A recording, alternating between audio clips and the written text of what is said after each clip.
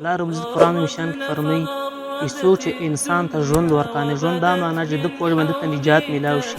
دا داسې ده لکه ټول انسانانو ته چې نجات ورکاندې. اوس به یو څه د ده ژوند کې اسانتیا راشي، ځکه یو ماشوم هم د خپل ضرورت لپاره بولې رابولې شي، بهر ته وتی شي. نو دغه ویلچر په وجه باندې ما ته ډېر سهولت میلاوږي. هغه دا ده که زه بازار له ځمه یا بل ځای له ځمه، زه په دې کې مې یو ښه سوري راوړي، ما ته ډېر سهولت وي. نو الله رب العزت ته د دنیا حيث أكون فحياتي حب ويقين، حب ويقين. الله معي، الله حيث أكون فحياتي حب ويقين.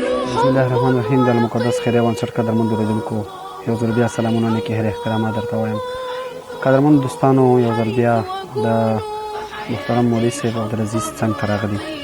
کلونه یې وشول، دویمه ویډیو ده چې موږ هم ورته راځو. د ملګرو مرستې وي، کور یې ودان، د لاسنیوی هر وخت کړی دی. نو زیاتره هغه ورونه چې په بهر کې دي، هغوی زموږ لاسنیوی کړی ده. الله دې دوی په ژوند او په زندګۍ کې برکت واچوي.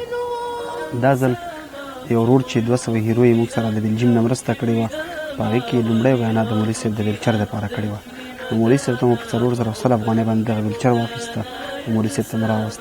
اوس به یو څه د ده ژوند کې اسانتیا راشي، ځکه یو ماشوم هم د خپل ضرورت لپاره بولې رابولې شي، بهر ته وتی شي، او که نه نو پخپله هم یو څه ګزاره کولی شي، او لږ مزل په دغه ویلچر کې کولی شي. کور یې ودان د هغه ورور چې په دغه برخه کې زموږ سره مرسته وکړه.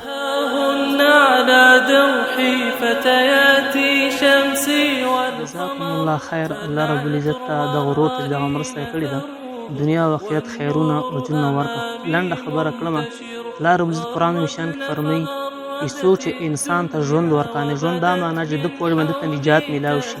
دا داسې ده لکه ټول انسانانو ته چې نجات ورکاندې. نو دغه ویلچر په وجه باندې ما ته ډېر سهولت میلاوږي. هغه دا ده که زه بازار له ځمه یا بل ځای له ځمه، زه په دې کې مې یو ښه سوري راوړي، ما ته ډېر سهولت وي. نو الله رب العزت ته د دنیا او آخرت خیرونه او اجرونه ورکړه. او څومره خیرونه چې الله نبي ښودلي دي امت دپاره، الله رب العزت ټولو خیرونو کې درته برخه وکړه، او د دنیا او د آخرت غمونو او مصیبتونو نه وساتي. فتاة وامتلأت بنداك سلاما عابقة يا من